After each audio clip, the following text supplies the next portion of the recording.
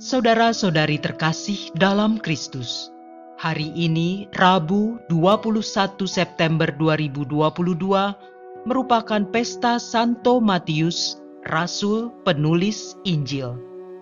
Bacaan dibawakan oleh Bernadette Reini Wayong, Mazmur dilantunkan oleh Fredrik Suciadi, dan renungan ditulis oleh Maria Monica. Selamat menekuni Sabda Allah. Marilah kita semakin mengasihi, semakin peduli, dan bersaksi.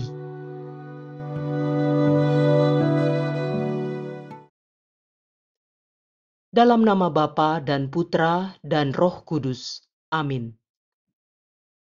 Tuhan, Engkau memberikan kepada kami firman-Mu.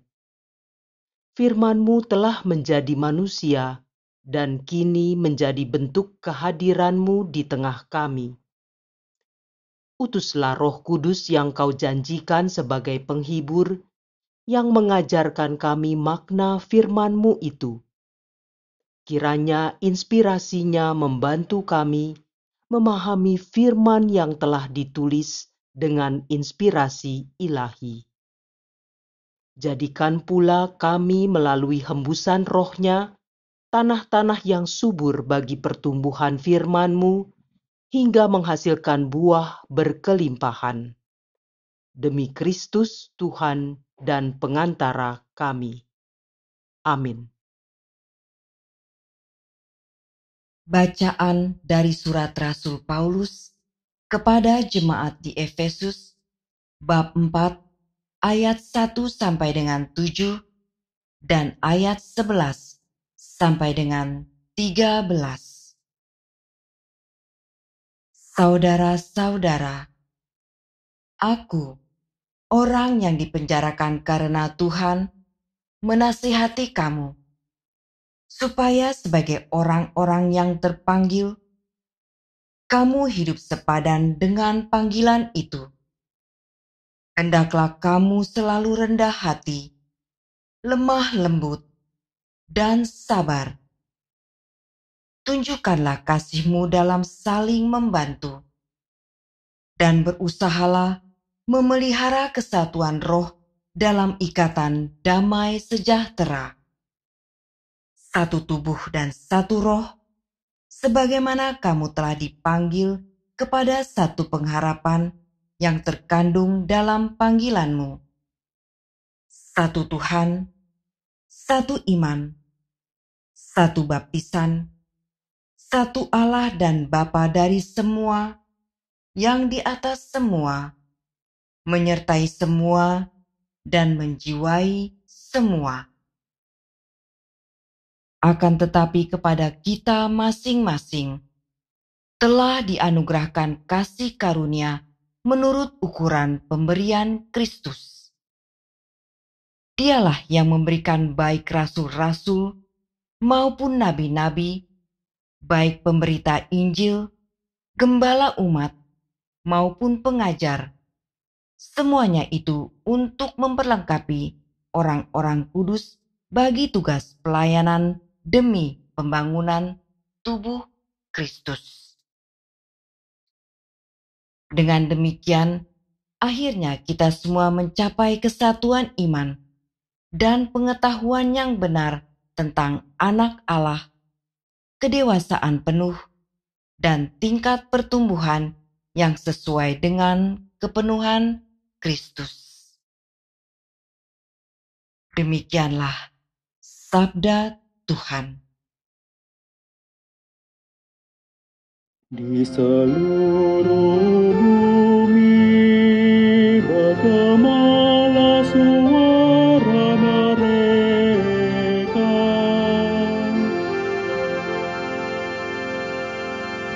Di seluruh bumi bergemalah suara mereka. Langit menceritakan kemuliaan Allah, dan cakrawala memberitakan karya tangannya.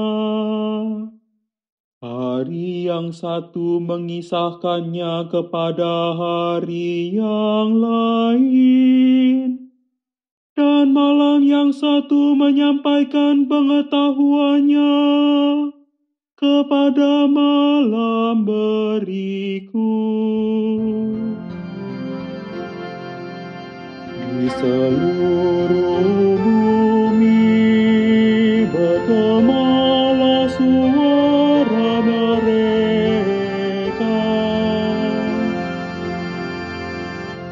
Meskipun tidak berbicara dan tidak memperdengarkan suara, namun di seluruh bumi bergaunglah gemanya, dan amanat mereka sampai ke ujung bumi.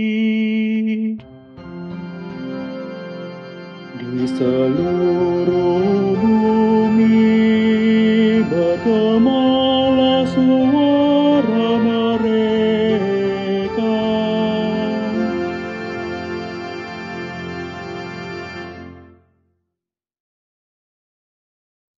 Haleluya, haleluya, haleluya, haleluya, haleluya, haleluya. Haleluya, haleluya, haleluya, haleluya, haleluya, haleluya. Allah Tuhan kami, Engkau kami puji dan kami muliakan. Kepadamu paduan para rasul bersyukur ya Tuhan. Haleluya, haleluya, haleluya, haleluya, haleluya, haleluya.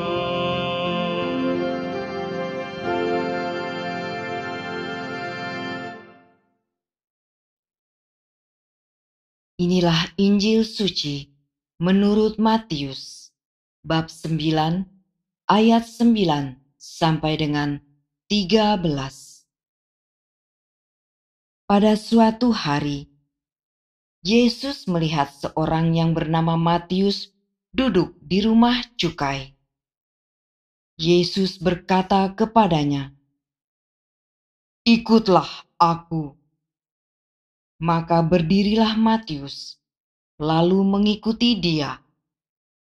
Kemudian, ketika Yesus makan di rumah Matius, datanglah banyak pemungut cukai dan orang berdosa makan bersama-sama dengan dia dan murid-muridnya. Melihat itu, berkatalah orang-orang Farisi kepada murid-murid Yesus, "Mengapa gurumu makan bersama dengan pemungut cukai dan orang berdosa?" Yesus mendengarnya dan berkata, "Bukan orang sehat yang memerlukan tabib, melainkan orang sakit. Maka pergilah dan pelajarilah arti firman ini. Yang ku kehendaki ialah belas kasihan dan bukan persembahan. Karena aku datang bukan untuk memanggil orang benar, melainkan orang berdosa." Demikianlah sabda Tuhan.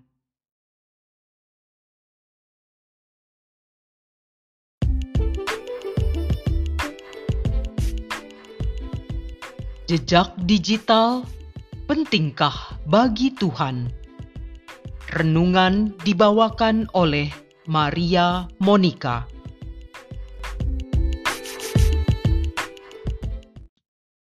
Beberapa waktu lalu, saya mendengar bahasan tentang jejak digital yang kini umum dipakai dalam proses penyaringan rekrutmen pegawai atau mitra kerjasama institusi tertentu. Bahkan dalam dunia pendidikan di Amerika Serikat, jejak digital memegang peranan amat penting menentukan diterima atau tidaknya seorang calon mahasiswa. Bisa terjadi, walau secara akademis sang calon itu sudah lolos, namun begitu ditemukan jejak digital yang buruk, seperti melanggar etika sosial atau nilai-nilai lain yang dianut oleh perguruan tinggi tersebut, maka si kandidat akhirnya gugur. Ibu, bapak, kaum muda, dan rekan seperjalanan yang dikasihi Tuhan, kita semuanya mempunyai masa lalu. Apakah itu baik ataupun buruk, dan bagaimana dampaknya di kemudian hari, seringkali tidak terbayangkan pada saat kita sedang menjalaninya. Era digitalisasi masa kini berdampak sangat luas dan signifikan bagi pencarian jejak reputasi seseorang. Jejak digital yang bercacat akan memperoleh stigma buruk yang disematkan pada diri orang itu. Pada masa Yesus, di era komunikasi yang sangat konvensional, yaitu berdasarkan informasi lisan dari mulut ke mulut, jejak reputasi seseorang dilabelkan berdasarkan pergunjingan yang ada di masyarakat saat itu. Santo Matius, yang pestanya kita rayakan hari ini, adalah tokoh yang berstempel cacat di mata bangsa Yahudi, apalagi di antara kaum Farisi. Kita bisa menemukan perikopa tentang Matius selain dalam Injil yang dibacakan hari ini, juga dalam Injil Markus bab 2 ayat 13 sampai dengan 17, atau Injil Lukas bab 5 ayat 27 sampai dengan 32. Hanya saja dalam kedua Injil tersebut, Matius disebut sebagai Lewi. Matius, anak Alfeus, seperti yang dituturkan dalam Markus bab 2 ayat 14, adalah seorang Yahudi dari Galilea. Stigma buruk diperolehnya karena ia adalah penarik pajak atau pemungut cukai terhadap bangsanya sendiri bagi kerajaan Romawi, sang penjajah pada waktu itu. Ia menarik pajak di Kapernaum. Para penarik pajak ini dipilih oleh pejabat lokal Romawi dari antara penduduk setempat yang mau diajak bekerja sama dengan penjajah.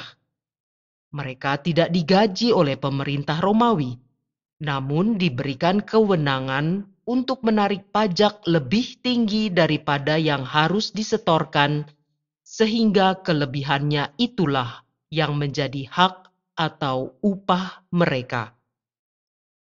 Maka semakin rakus dan tega si pemungut pajak, semakin sengsaralah rakyat dan semakin dibencilah ia. Tak mengherankan jika orang-orang semacam Matius itu dijauhi oleh bangsanya sendiri, dibenci dan dicap sebagai orang-orang berdosa. Bagaimana rasanya hidup dijauhi dan dibenci oleh orang banyak? Sehari-hari hanya bergumul dengan uang, dan uang, menghitung dan menghitung keuntungan yang diperoleh. Kalaupun bergaul, mereka hanya berinteraksi dengan sesama penarik pajak atau penjajah. Tetapi di kalangan orang kebanyakan di antara bangsanya sendiri, mereka dianggap seperti penyakit yang harus disingkirkan. Situasi itu menjadi berputar balik 180 derajat ketika Matius disapa terlebih dahulu oleh Yesus yang berkata kepadanya, "Ikutlah aku." Sapaan itu bak air sejuk yang mengguyur kerongkongan yang kering kehausan setelah berlari bermil-mil. maka ia yang sebenarnya sedang bekerja sontak berdiri dan meninggalkan pekerjaannya itu. Bagaimana tidak? Yesus yang sudah amat terkenal dan dipuja karena kasih-Nya yang menyentuh banyak orang itu telah membuat mukjizat-mukjizat yang nyata di Kapernaum. Tentunya hal itu tidak luput dari radar pendengaran dan pengamatan Matius. Dan kini orang yang luar biasa itu menyapanya dan mengajaknya untuk mengikuti dia. Bukankah itu seperti mendapat durian runtuh? Sepertinya Matius menilai ajakan ini sebagai sesuatu yang jauh lebih berharga dibandingkan apa yang dia peroleh dari pekerjaannya, sehingga ia langsung angkat kaki dari depan meja tempat ia bekerja. Kemuritan Matius sama sekali tidak melihat masa lalu dengan segala dosa dan kelemahan manusiawinya. Kemuritan itu didasarkan pada Allah yang Maha Rahim yang memanggil dia. Kita pun masing-masing mempunyai jejak sejarah masa lalu yang tidak selalu baik.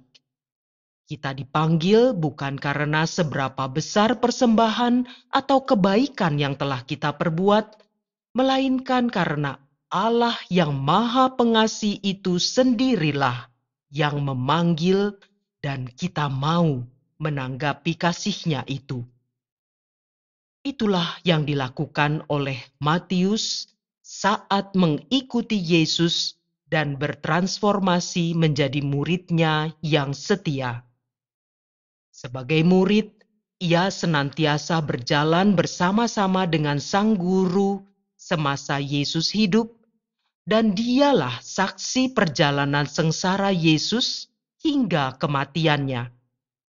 Dia juga yang menjadi saksi kebangkitan Sang Kristus sampai kenaikannya ke surga, sehingga melalui Matius yang diinspirasikan oleh Roh Kuduslah, kemudian kita bisa membaca pewartaan tentang Yesus Kristus yang menjadi kesaksian iman bagi kita hingga kini dan selama-lamanya melalui Injil yang ditulisnya. Menurut Santo Irenaeus yang diperkuat oleh Santo Clemens dari Alexandria, awalnya Matius memberitakan Injil di kalangan orang Yahudi selama 15 tahun. Kemudian ia mewartakan Injil ke Persia, Partia, Makedonia, Suriah, dan Ethiopia di selatan Laut Kaspia. Di Ethiopia itulah Santo Matius mengalami kemartirannya. Gereja Latin merayakan pesta Santo Matius pada 21 September, sedang gereja Yunani merayakannya pada 16 November. Santo Matius, doakanlah kami. Marilah kita berdoa.